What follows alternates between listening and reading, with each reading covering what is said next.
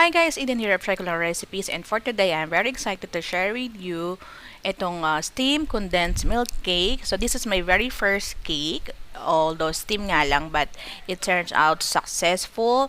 And here are the ingredients.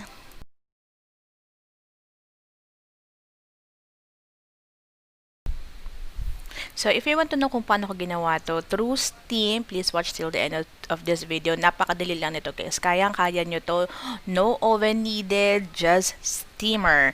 Okay, so but before we start guys, I always say please subscribe to my channel. Try ko lang recipes for more non-oven steam cake recipes, and paklik na din yung notification bell na yan para ma-notified ka kapag may bagong upload na video. And if you like this video, please give me a thumbs up and share this video as well to your friends and family. And let me know kung na-tried nyo itong recipe na to and how it goes. And yun lang guys. So without further ado, let's start making or steaming this condensed milk cake.